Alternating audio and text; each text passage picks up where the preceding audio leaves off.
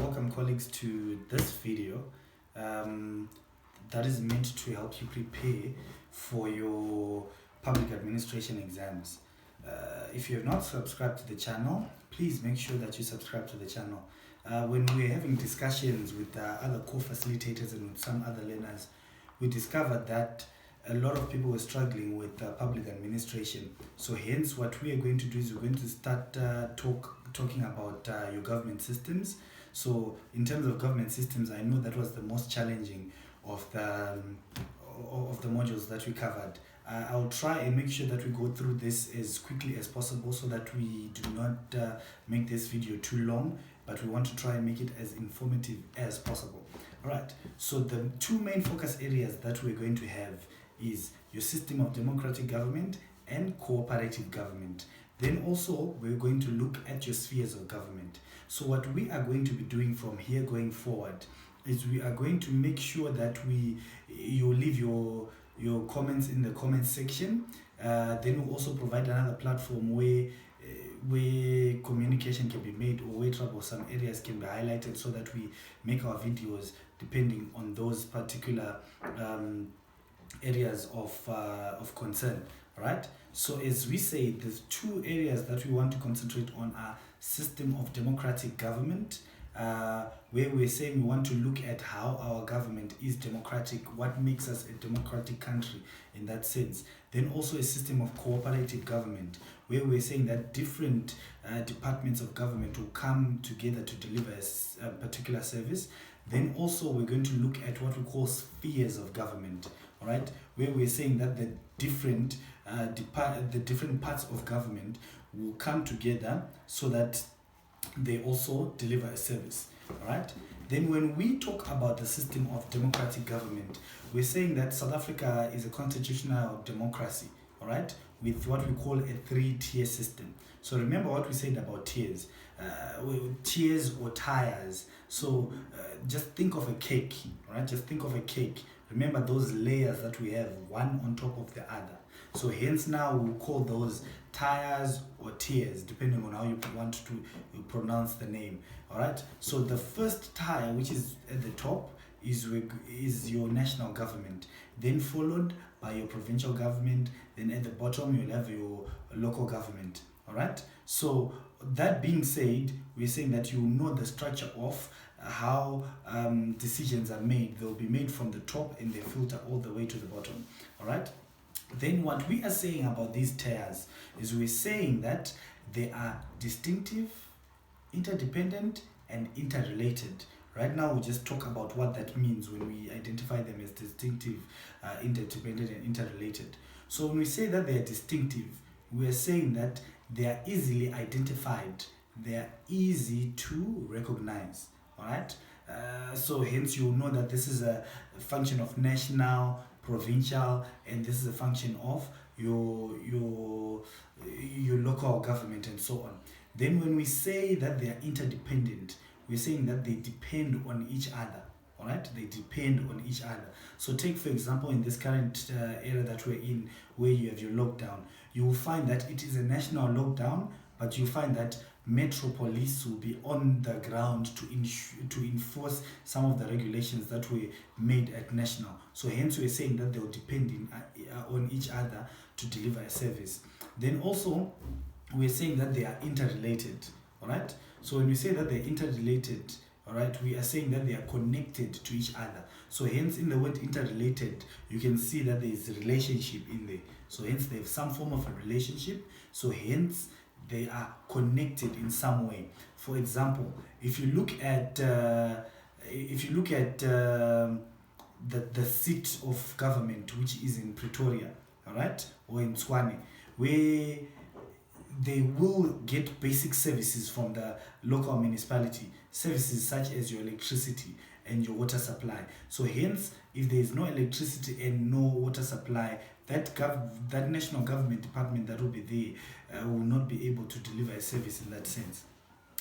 Then, so that being said, the other issue we quickly need to look at is your separation of powers. All right. I know when a lot of people heard separation of powers, this is what led them to be a bit uncomfortable.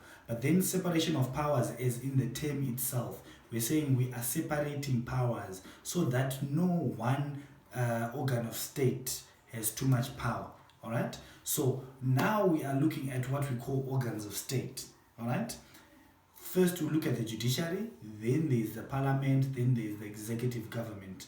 All right. So we are saying that these three organs of state, they operate in such a way that no one has too much power than the other, and they provide checks and balances for the other.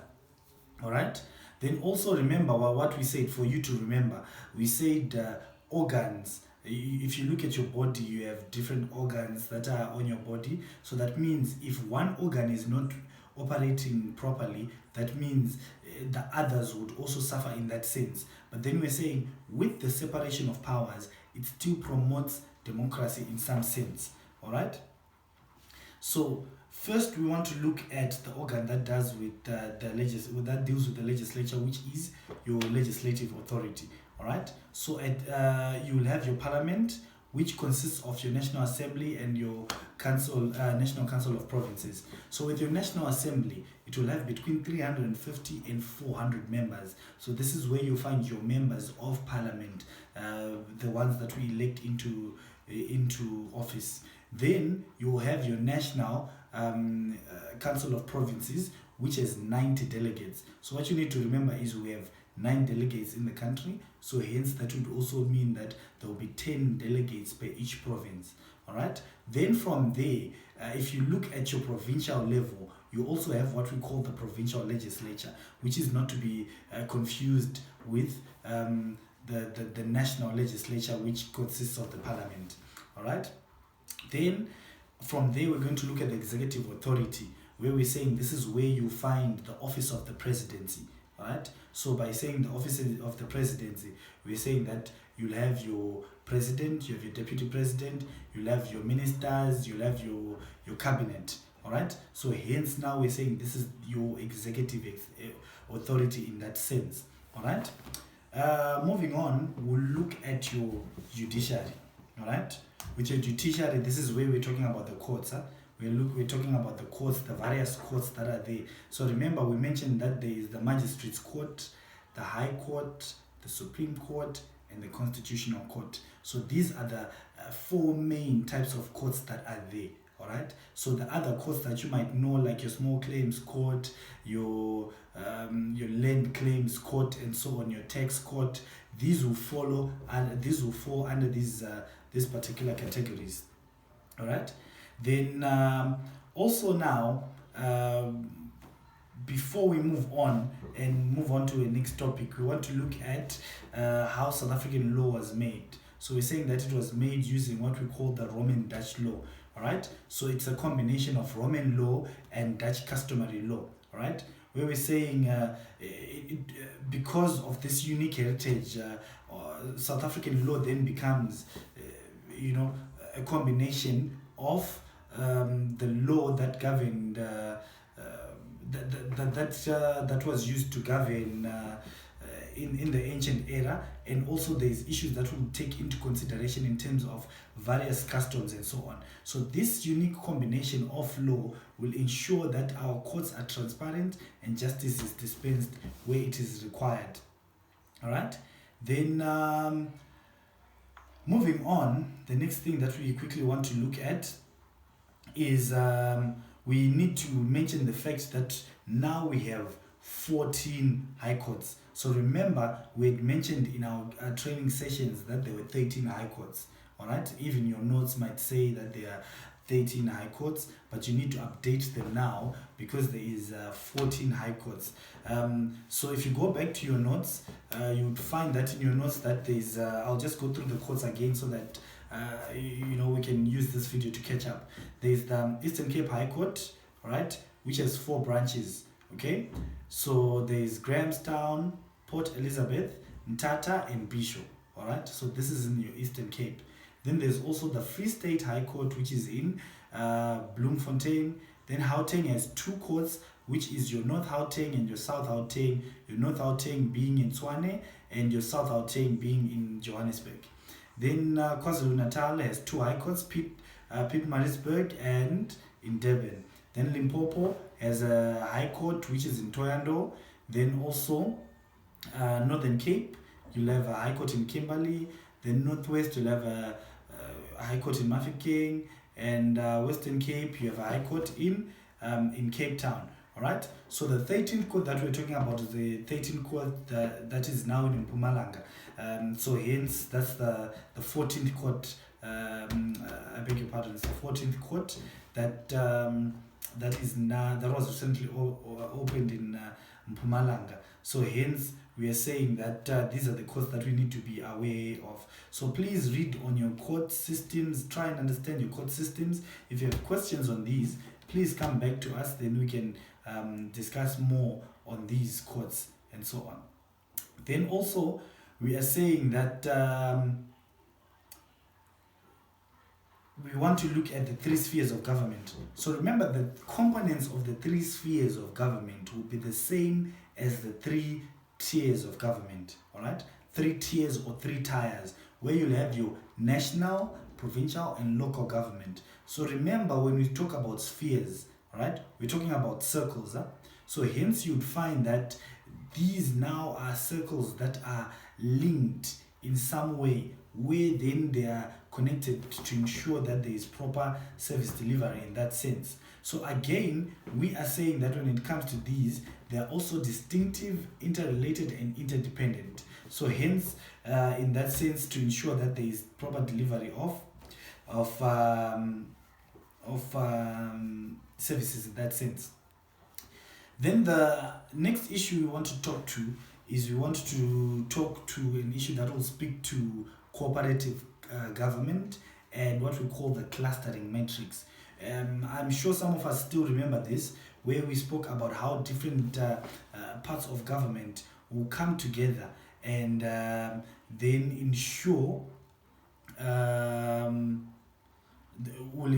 there is a service that is delivered in a particular way, and then we meet the desired goal in that sense. All right.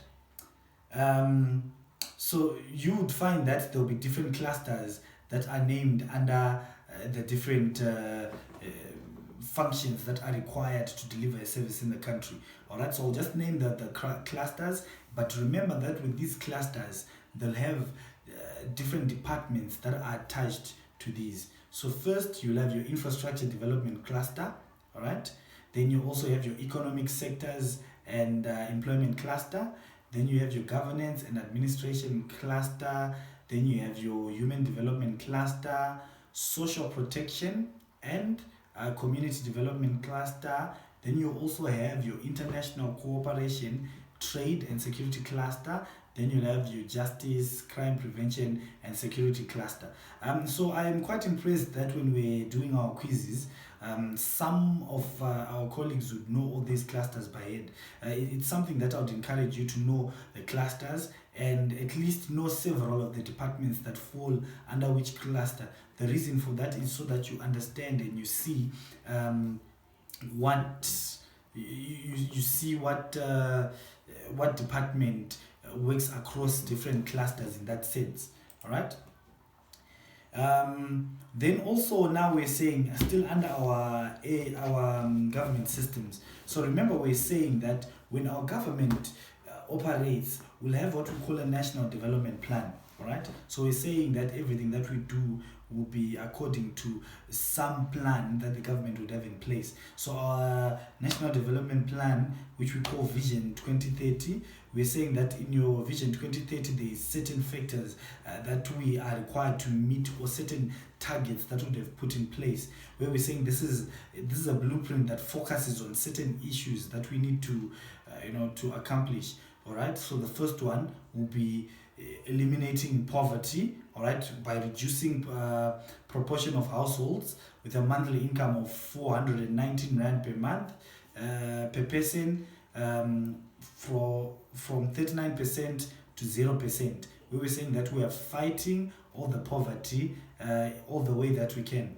Then also we're saying increasing employment from 30 million in 2010 to 24 million by 2030. So hence we're saying the first one is poverty, then employment, then also now the third one, we're going to look at broadening or increasing assets amongst our people, amongst the disadvantaged groups. Then also the fourth one, we're going to look at ensuring that our children have education, and that all our children by the age of grade 3, they have to be able to read and write. Then also we need to provide affordable access to healthcare. All right. Then ensure effective public transport is available for our people in that sense. So also now we are saying that there is certain monitoring and evaluation that needs to be done to make sure that these things are being delivered. So because we've checked to see whether all these things are being delivered, so that we know what is required, what needs to be delivered at the end of the day, and so on. So hence we know what else still needs to be done and what else still needs to be completed in that sense. So that being said, I think it's a summary of that particular government systems. So what you need to keep an eye out on when you look at government system is the 3 tiers or tiers, all right? Then understand how you are able to put them in a diagram. Then from your 3 tiers, you look at your spheres of government and also understand what we mean by separation of powers. Then also you look at what we call your organs of state. What are these organs of state? So if you understand these key principles, then everything else that follows will be easier for you. So what I'm going to do is, after I've uploaded this video, I'm also going to upload supporting videos that we watched in class, so that we can use them as refreshers. They will assist with whatever needs to be discussed in that sense. Let's use our WhatsApp platforms to discuss some of these issues that need to be discussed, or make more videos depending on the need of what is required. Then also if we have other discussions that we need to have, we'll find platforms that we will use so that we can have live interactions and discuss some of these issues. All right, thank you, and enjoy the rest of your day.